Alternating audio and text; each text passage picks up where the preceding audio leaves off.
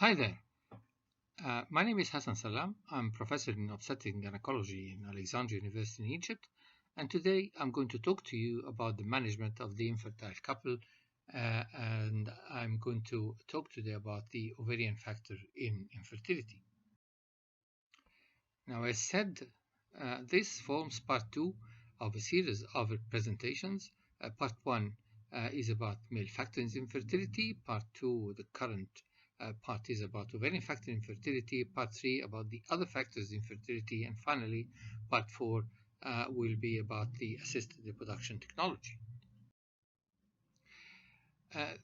So, according to the study of Michael Hull, published in 1985, the second most common cause of infertility was the ovarian factor, which presented in his study 21% of the cases.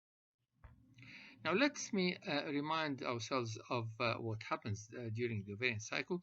The FSH starts to rise at the beginning of the cycle, or actually just before the cycle.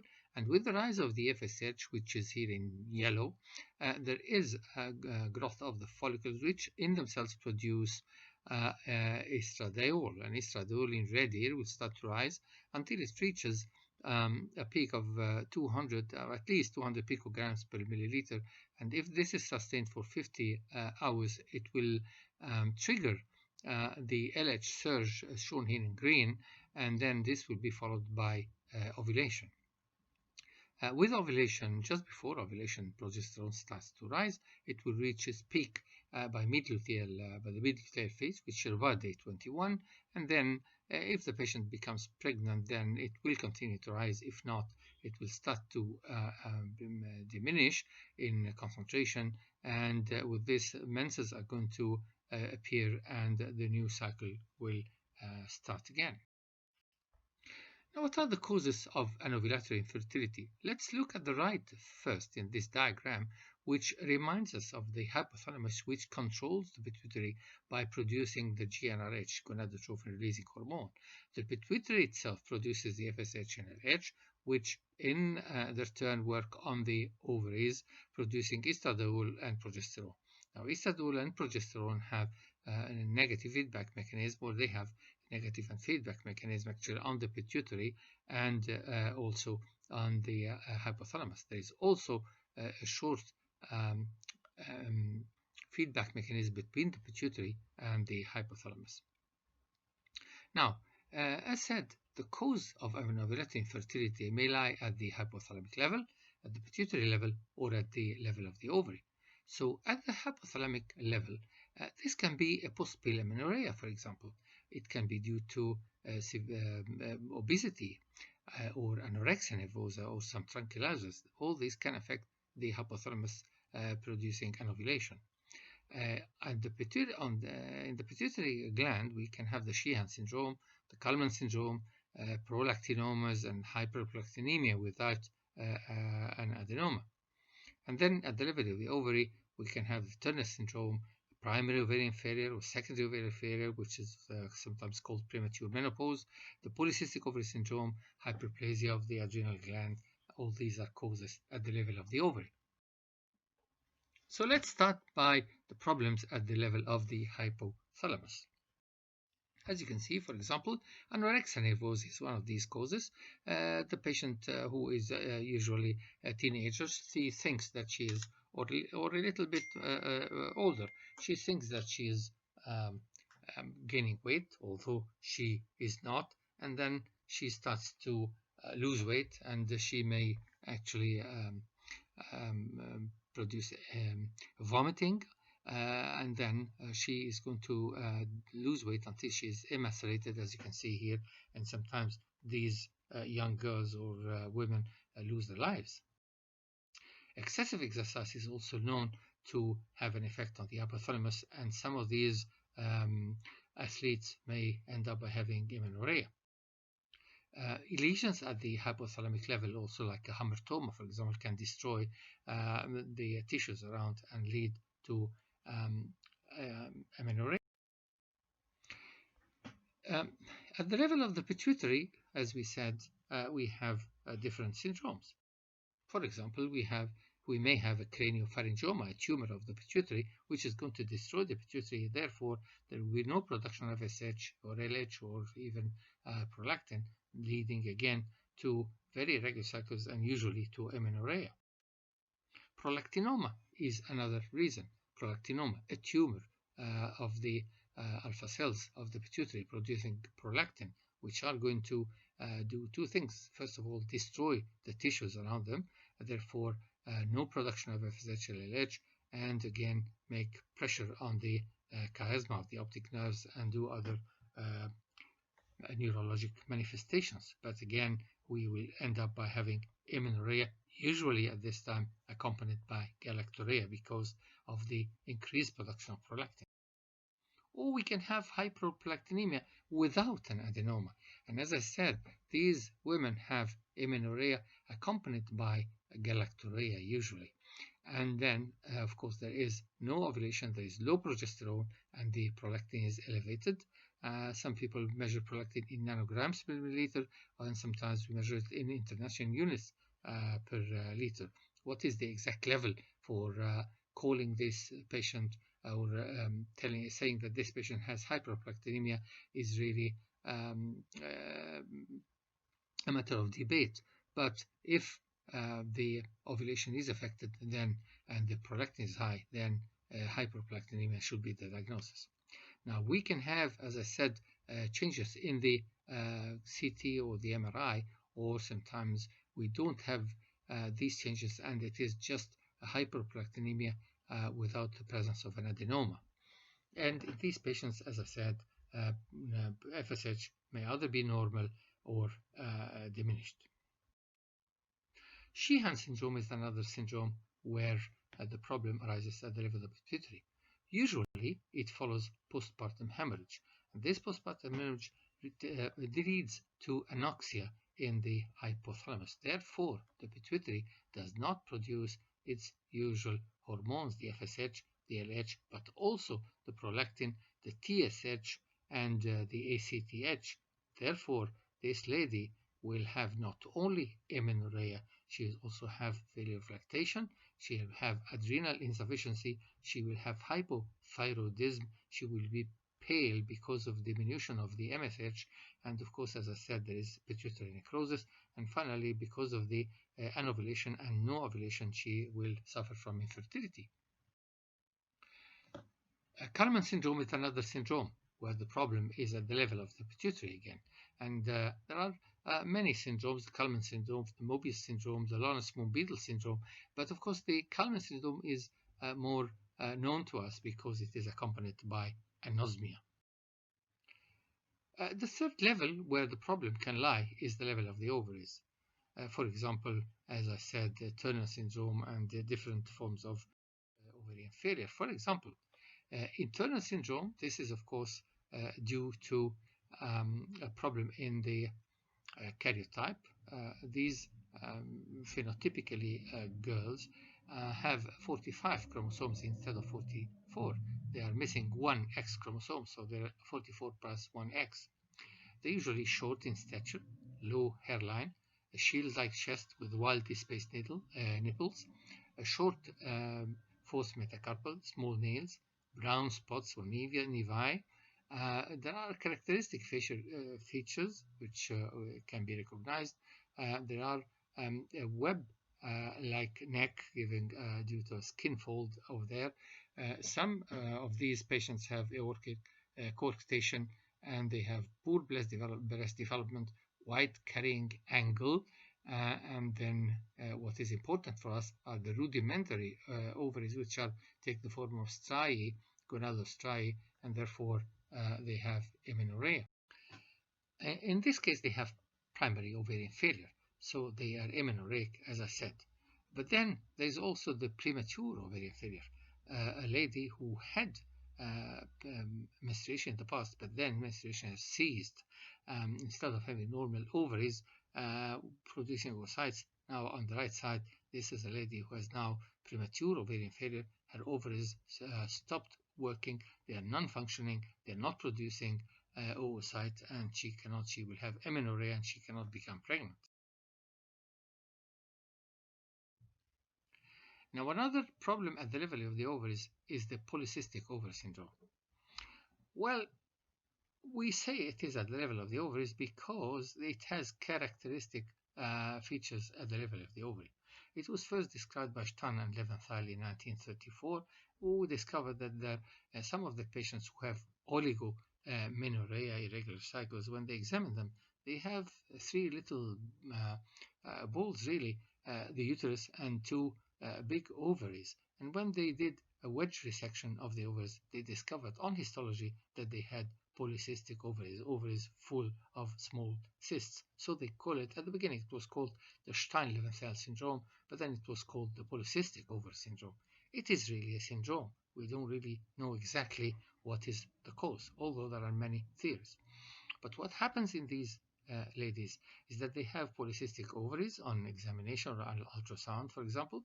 They have a high LH FSH ratio. The LH is high while the FSH is lower than the LH, where normally it should be the other way around. They have hyperandrogenemia.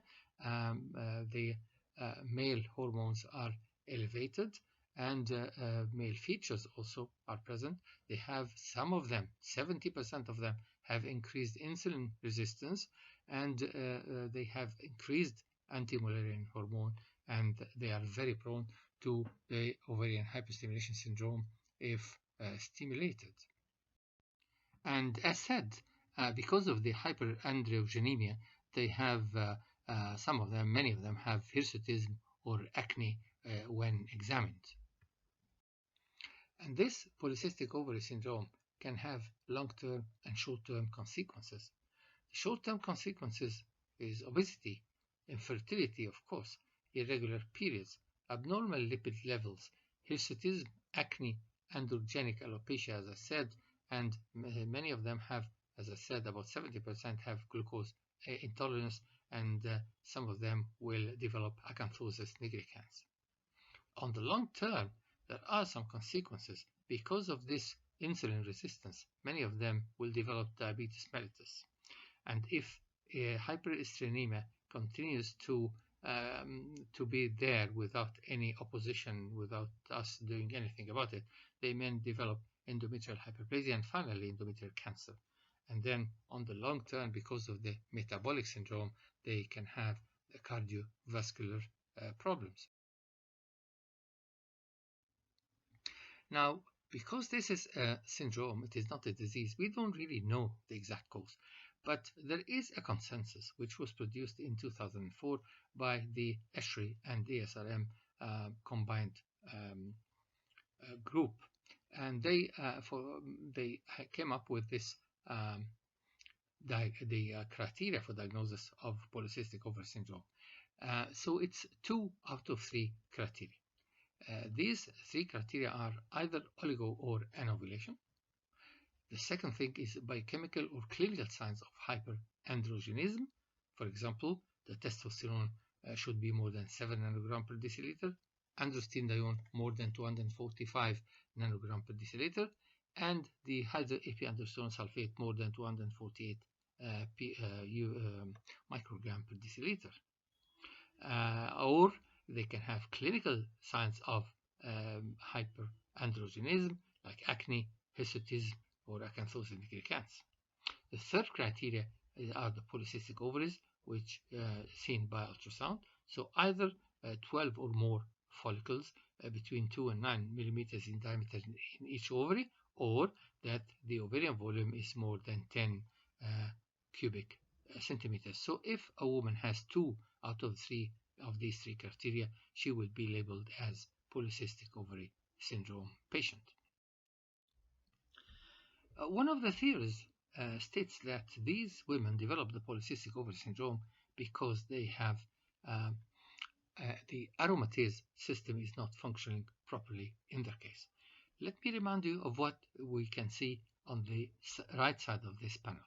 On the right side, we see that there is a follicle, a big follicle, which contains granulosa cells inside and theca cells outside. And the hypothalamus at the top of the picture is the hypothalamus and the pituitary are producing the LH. The LH stimulates the theca cells to produce progesterone, and progesterone is transformed into androgens. But then the aromatization happens in the granulosa cells, which are present only inside the follicle, the granulosa cells. So with this, the presence of this aromatase enzyme, the androgens are transformed into estradiol, which is important for ovulation.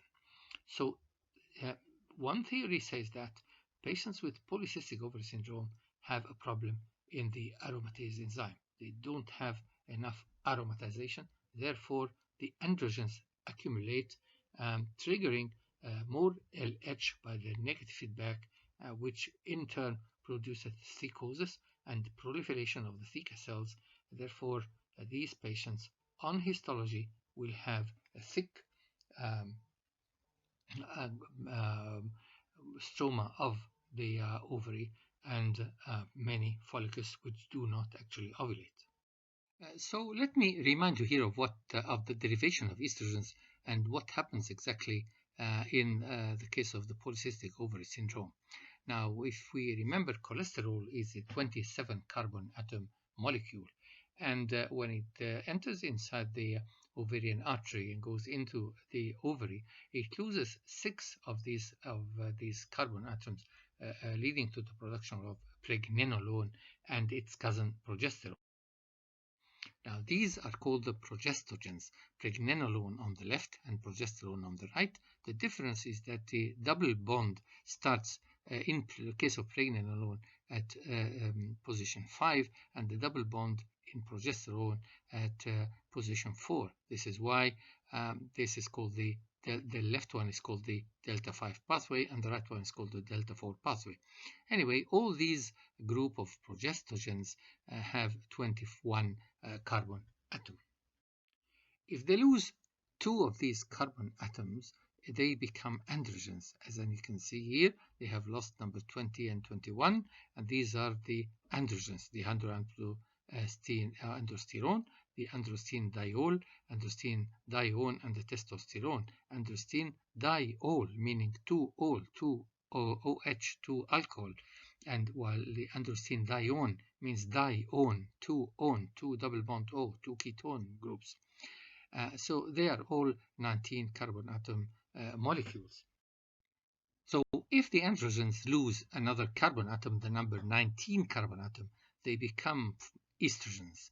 So all estrogens really consist of 18 carbon atoms, and if you remove number 19, you end up by having the A rings having to be unsaturated. So all estrogens are 19 carbon atom molecules, and they all have an unsaturated A ring.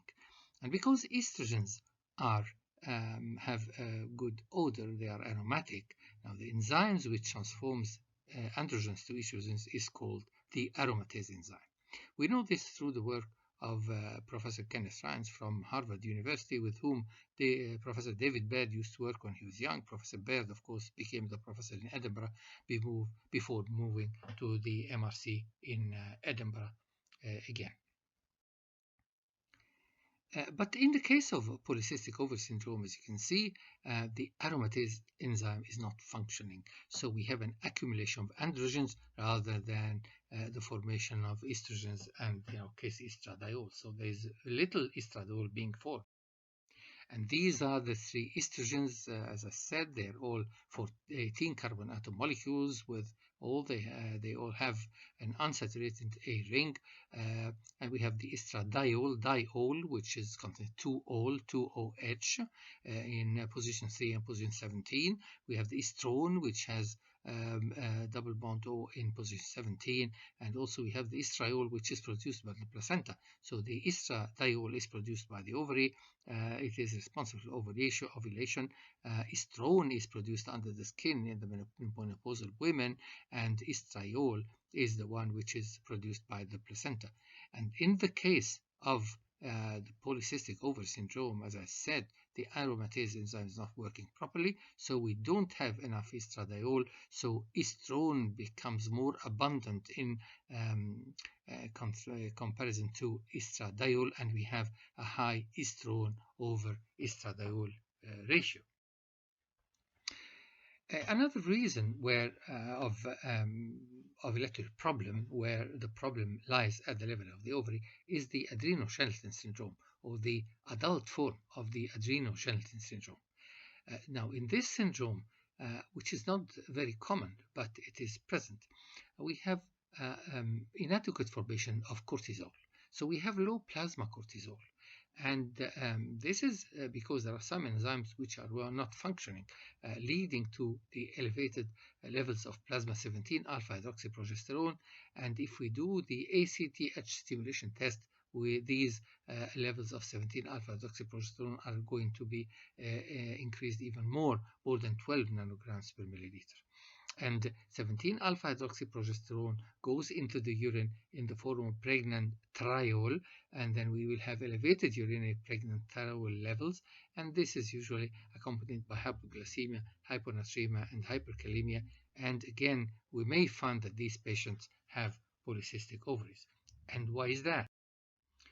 Because again, if you look carefully at this diagram, we will start by cholesterol, as I said, 27 carbon atoms, and then, as I said, if we lose 6 carbon atoms, we end up by the progestogens, which are the 21 carbon atom, pregnenolone and its cousin progesterone, and each one of them can produce 17 alpha hydroxy, either pregnenolone or progesterone.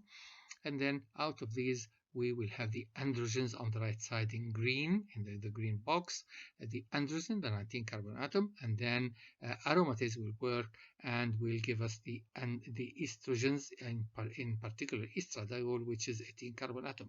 But there is another pathway which leads to the formation of cortisol and aldosterone, as you can see. And here, as you can see, progesterone itself can, with the action of the 21 hydroxylase, will produce deoxycorticosterone, then corticosterone, then 18 hydroxycorticosterone, and finally aldosterone.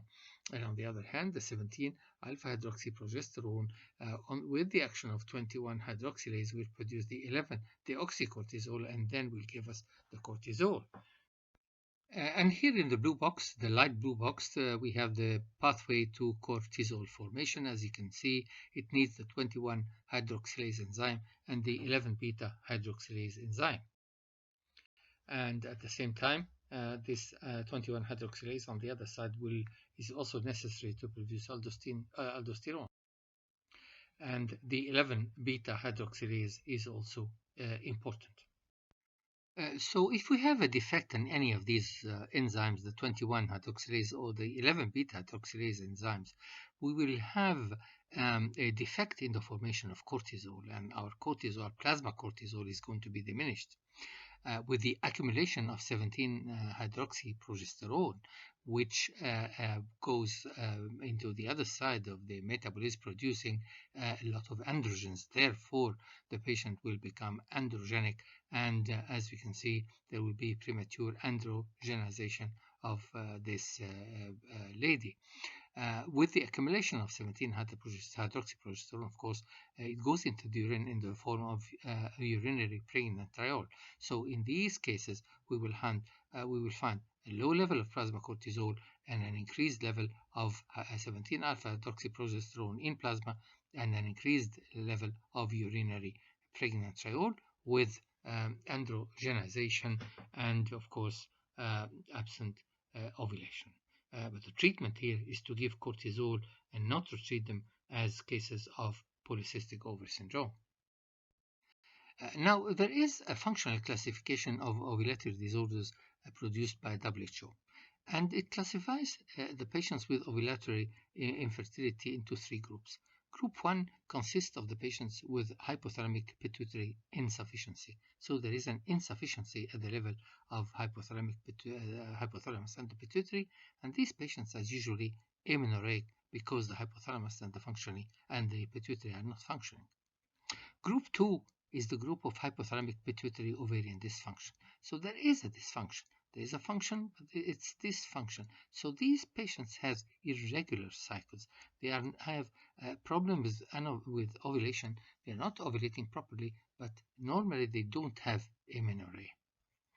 While group 3 are those who have ovarian failure, and this can be either primary or secondary, and again, they have amenorrhea. But if we look carefully at group 2, we can put under group 2 4 subgroups really. The group of polycystic ovary syndrome, of which we were talking about now, those with hyperprolactinemia, those with congenital adrenal hyperplasia, which we have spoken about, and those who do not have polycystic ovary syndrome or congenital adrenal hyperplasia or hyperprolactinemia, but the problem is that they are not ovulating because of some hypothalamic pituitary dysfunction. So how do we diagnose ovulation or anovulation for that matter? The short answer is that we should measure progesterone in the mid-luteal phase, which is usually day 21 or around day 21, or 20, 21, 22. The other way of going around this is to measure the effects of progesterone. For example, because progesterone has biological effects, has biophysical effects, and can produce biochemical effects. So if we are going to measure progesterone, we measure progesterone in the blood, plasma progesterone concentration, as you can see here. Or we can actually measure it in the saliva also. The saliva produces 1% of the concentration of the plasma. And why is this? Because in the plasma, progesterone is mostly conjugated. It is carried on proteins, globulin binding protein. But in the saliva, it's only the active moiety, the unconjugated part, which is secreted in the saliva, and therefore we can measure it in the saliva, but the concentration is going to be very little, about 1/100th of the concentration in blood. On the other hand, we can measure the metabolic product of progesterone in the urine because it is secreted in the urine in the form of pregnant diol. So it's usually pregnant diol 3-alpha glucuronide. And if we remember also, progesterone has different effects on the body, as I said. For example, after ovulation, with the production of progesterone, we have a slight rise in the temperature, which can be used as a test for ovulation. It is not fever, but it is a rise of about half degree centigrade, because progesterone is thermogenic. There are changes in the vagina. With an expert, he can see by taking a vaginal smear, not a cervical smear, no, from the wall of the vagina, he can know whether this lady is under the effect of progesterone or not. Cervical changes also can happen with ovulation, with the production of progesterone, as I'm going to show now. And also there are changes, of course, in the endometrium. The endometrium becomes thicker and the glands become more tortuous and so on. So in the past, before we could measure progesterone in plasma, before the discovery of immune assays by Yallo and Pearson, who received the Nobel Prize in 1960 for the discovery, before that, we could not really, what doctors were doing is to look for the effects of progesterone. For example, measure the basal body temperature. The lady will have a thermometer at the bedside. When she wakes up, the first thing she would do is to measure her temperature even before leaving the bed, because we want to really have the basal body temperature. And by doing this, after ovulation, the lady will discover that her temperature will increase a very little degree, half a degree, for example. Of course, the other way is to take endometrial biopsy in the second part of the cycle, say day 22, 23, 24, around this time, because we know there are changes in the endometrium due to the production of progesterone. As you can see in this panel, in these 4 parallel photos, as you can see, the early follicular phase, of course, is characterized by cubicle cells, the late follicular cubicle cells are still there, but the endometrium becomes thicker.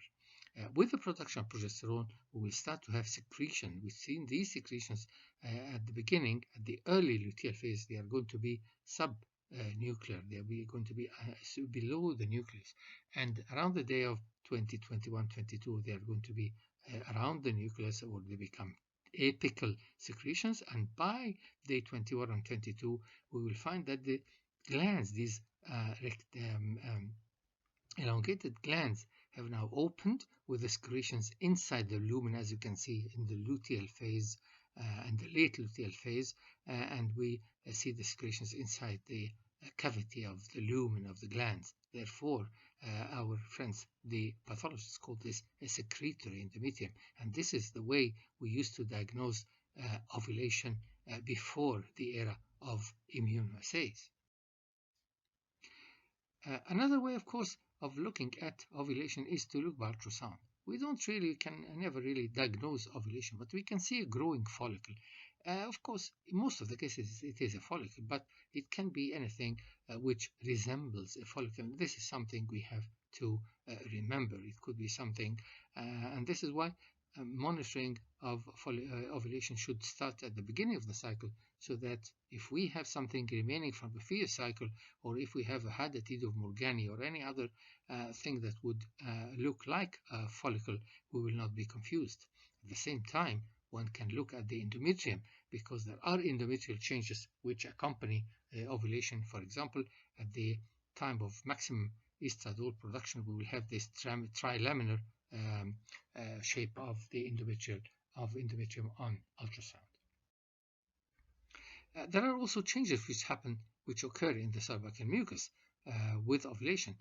Around the time of ovulation, the cervical diameter is increased and the quantity of the mucus is increased, and this cervical mucus produces threads called in German Spinnbarkeit. Spinnen in German means to make threads. Spinnbar means something is threadable, and Spinnbarkeit is the ability of making threads. So this Spinnbarkeit is a characteristic of a good ovulatory type mucus, which occurs around day 12 or 13 of the cycle. And also around that time, if we take the mucus and put it on a glass slide and leave it to dry, we will find arborization, the formation of ferns, as you can see, like this.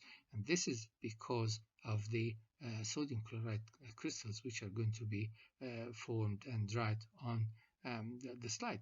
Now this, we can see it on day 12, but in order to diagnose ovulation, we will need to repeat this again in the mid-luteal phase and discover that this has disappeared, which means that now we have progesterone, which has started to negate the effect of estradiol. So it's not really a very good test of ovulation, but again, these are the things which people used to do before they could measure progesterone in blood. So really, this is a diagram showing what we really should do. In order to evaluate the ovarian factor, the first thing to do is really plasma progesterone. And how much should this plasma be? To cut a long story short, we like it to be more than 10 nanograms per milliliter. Because if it is less than 10 nanograms per milliliter, then we may have an ovulatory problem. Sometimes, of course, it is 0 or 0.1 or 0.2. This means that the lady is not ovulating altogether. But if it is 3 or 4, again, this may be ovulation with poor luteinization. So if we have a progesterone of less than 10 nanogram per milliliter, we want to know why. What is the cause of this ovulatory problem? So in this case, we should measure FSH, LH, and prolactin. We should measure androstenedione and maybe free testosterone if you can. Plasma cortisol or urinary pregnantriol.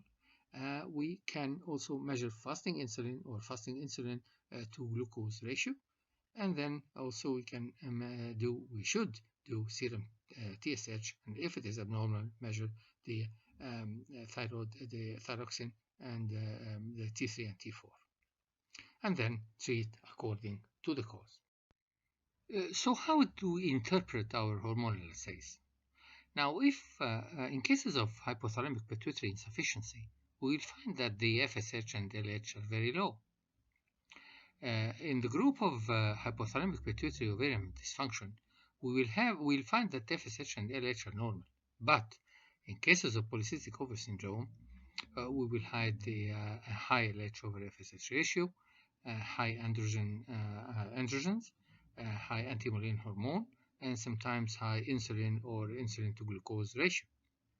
In cases of hyperprolactinemia, we will obviously find elevated prolactin.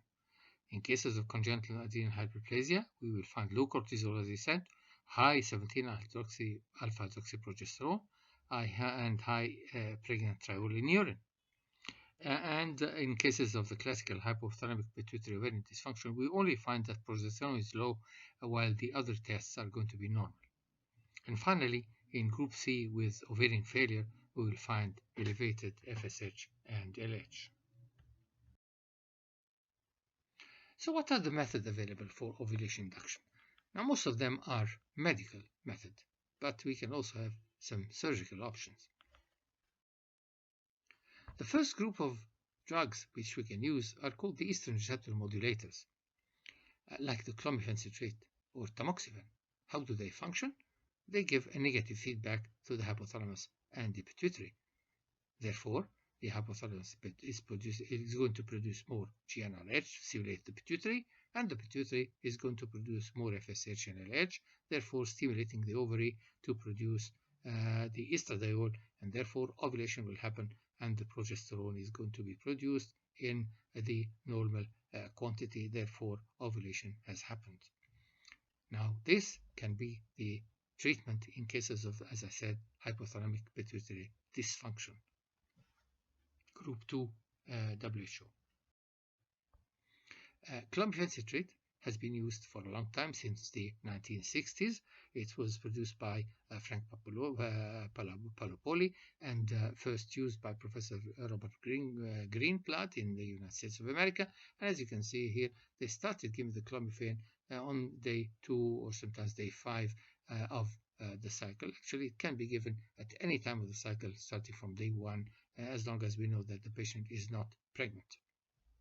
At the beginning, people used to monitor it with cervical mucus and doing the postcoital test, but nowadays, of course, we have to do the progesterone on day 21 and also do our ultrasound to make sure that there is a response.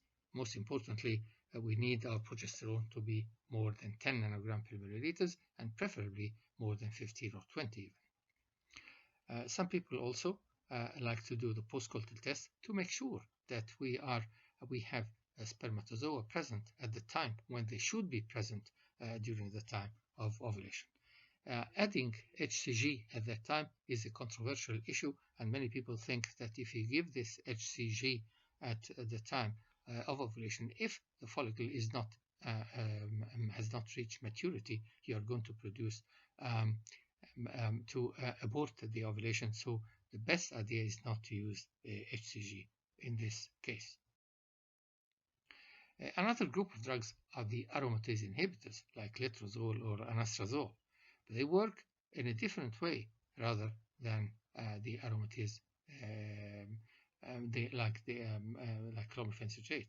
What they do is that they stop they are aromatase inhibitors, and as we said, aromatase is necessary for producing estradiol. So when they inhibit aromatase, we don't have enough estradiol, and then the pituitary is going to be full again, and this low estradiol is going to give a negative feedback to the hypothalamus and the pituitary, which are going to produce the FSH, therefore stimulating ovulation.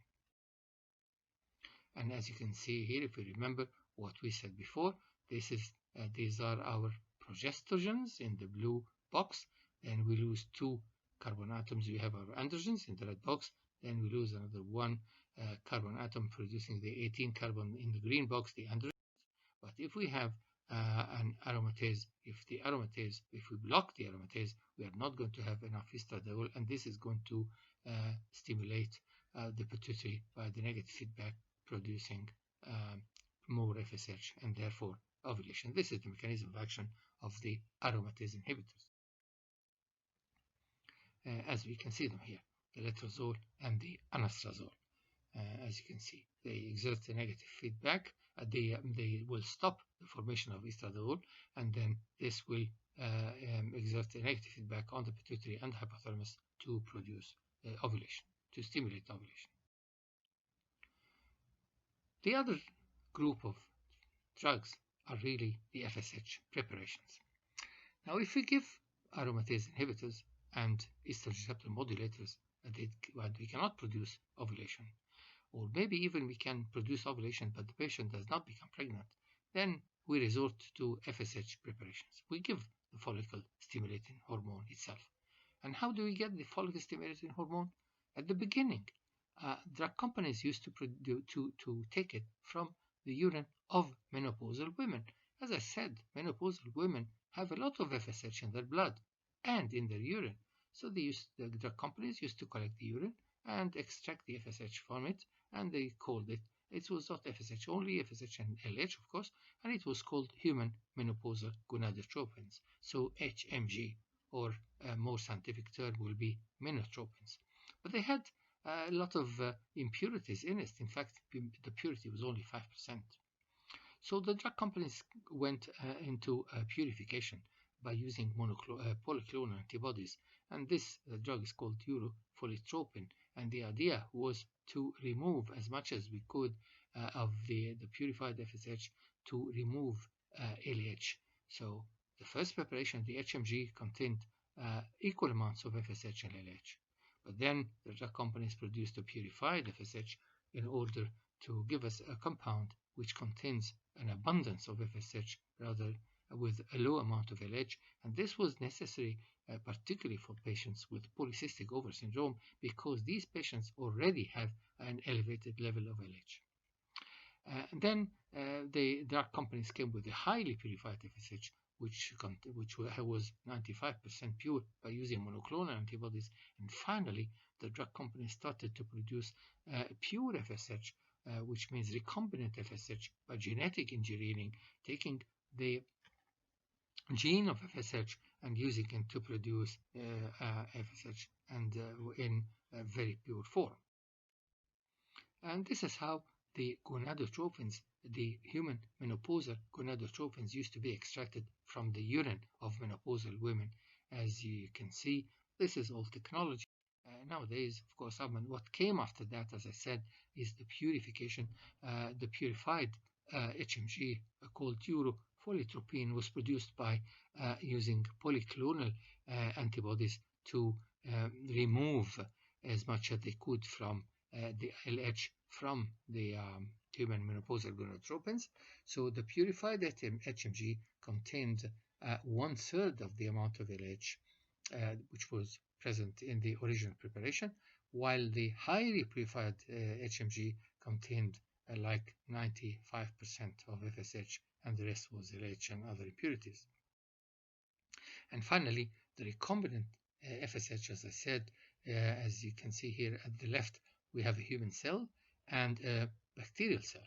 Now, the gene of which produces the FSH is removed from the human cell, and it is incorporated into the plasmid, which is the gene complex of the bacterium, and it's put back in the bacterial cell, and this bacterial cell is going to start producing the FSH. This is a simple way of explaining how this mechanism or this production method is done. So the drug companies nowadays produce FSH in its pure form using this technology, recombinant FSH. And this is the evolution. As I said, the menotropins at the beginning, which is the HMG, then urofolitropins, and then the urofolitropins highly purified, and finally the recombinant FSH. But from the beginning, it was clear that some patients can develop the ovarian hyperstimulation syndrome, particularly patients with the polycystic ovary syndrome. And if at the beginning people didn't know what to do, and many of them ended up by having a laparotomy and opening their tummy, and this is what they could see, and they didn't know what to do. And if you remove these two ovaries, the patient is going to end up by having ovarian failure, premature ovarian failure. You put them into menopause. So what is the pathophysiology of the ovarian hyperstimulation syndrome, which usually follows the administration of HCG? Now, in simple terms, there is an increase in the vascular endothelial growth factor, and this leads to increased vascular permeability. Now, increased vascular permeability will lead to extravasation of the fluids. So the fluids leave the circulation and go into the third compartment of the body, producing ascites and sometimes hydrothorax and anasarca, which is edema in all parts of the body. And the simple treatment really is to try and put back these fluids inside the circulation by increasing the osmotic pressure, by giving back albumin or starch or anything with a high molecular weight that will re-attract these fluids to go inside the circulation. Of course, at the same time, trying to absorb this extra fluid, because if the ascites is excessive, patients will not be able to breathe, for example, and they'll be very tired. And because of this extravasation, again, the blood becomes very thick and very liable to coagulation, and people can have thrombosis all over the body, can have thrombosis in the limbs or even the brain, and people have lost arms and legs and even brain thrombosis, and sometimes leading to death. This is of course rare, but this syndrome can be serious in people who people who do not know how to treat their condition. And the other complication of FSH and HMG is multiple pregnancies. When you give these drugs to the patients, you can never control the number of oocytes, follicles which are going to be produced.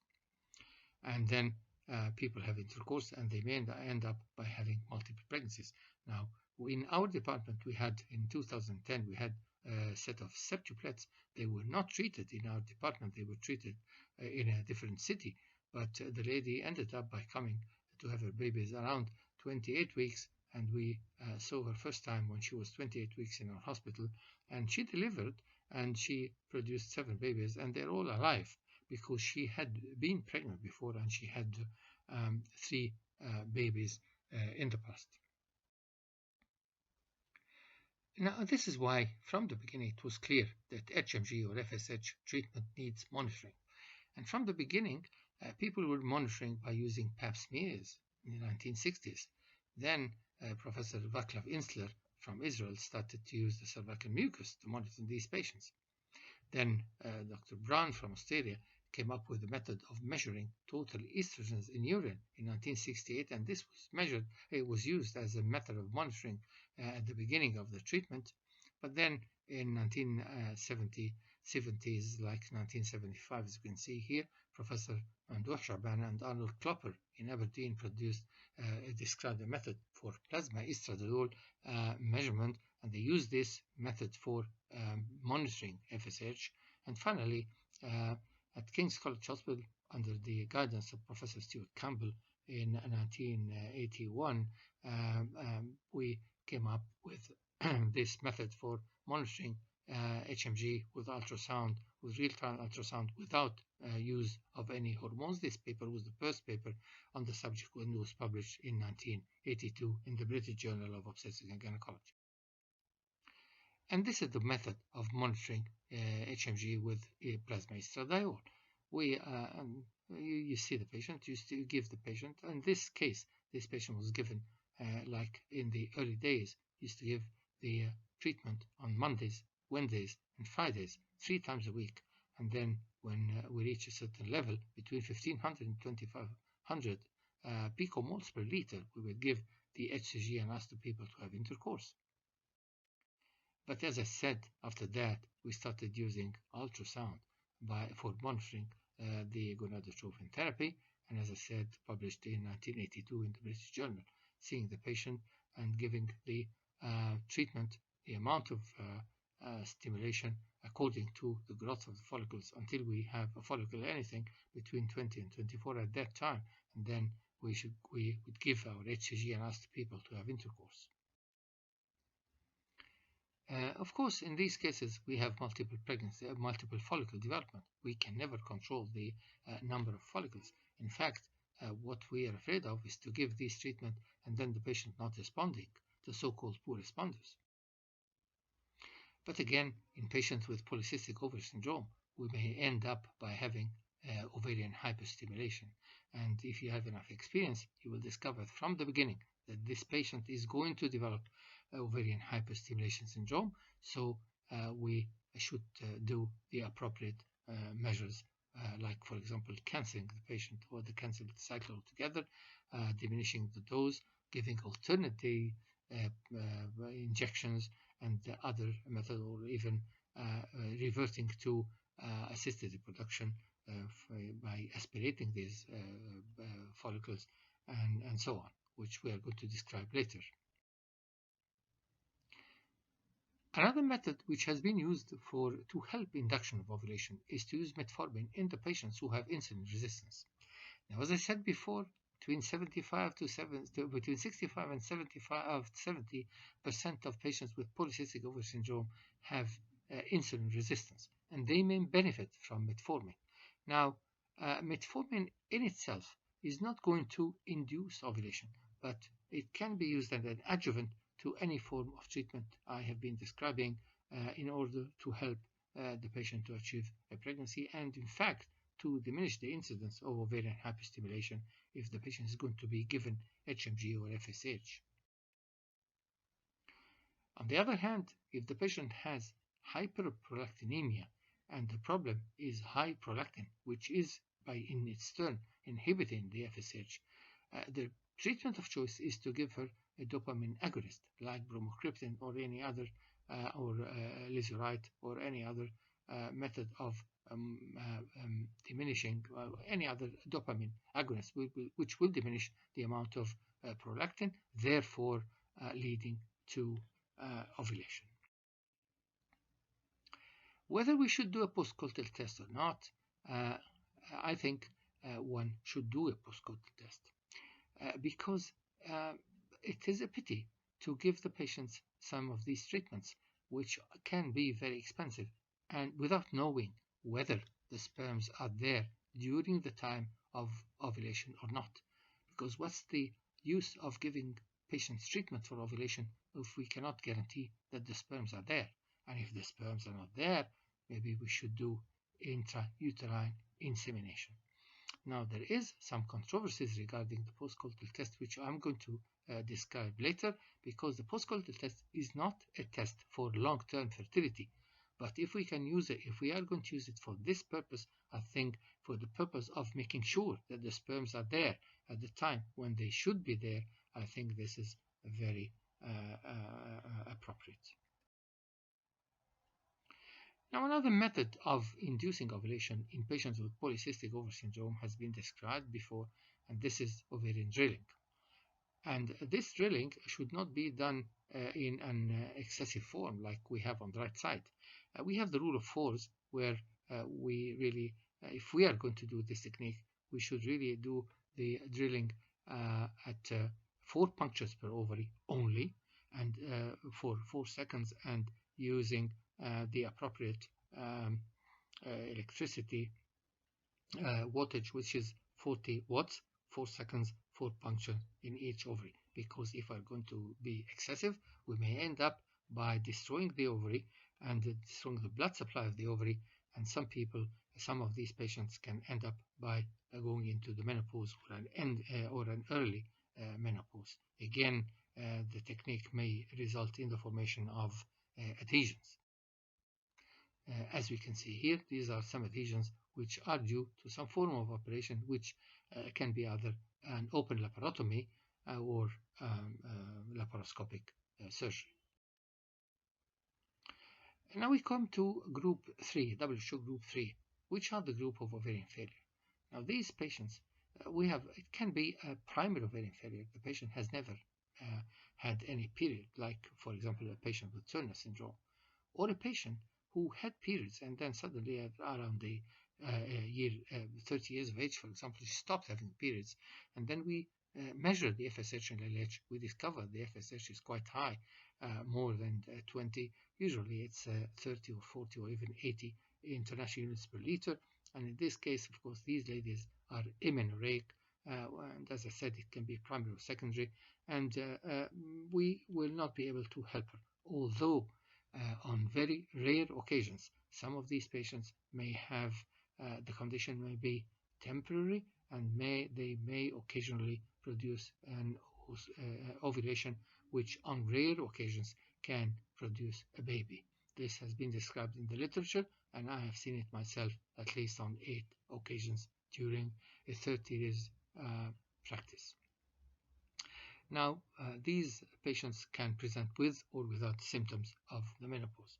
Now, the problem in these patients is really osteoporosis.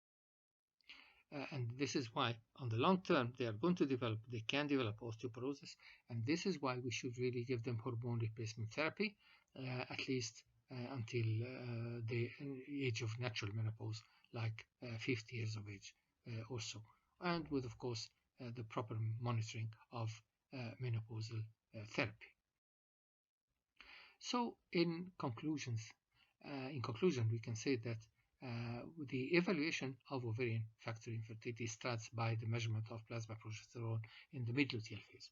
And if plasma progesterone is less than 10 nanogram per milliliter, one should do the appropriate tests, the FSH, LH, serum prolactin, androstenedione, and the testosterone, with or without testosterone, the androgens, then measure cortisol to exclude patients with androgen syndrome, and then the urinary pregnancy, particularly in patients who look like being polycystic ovary syndrome and those with high hirsutism, and then fasting insulin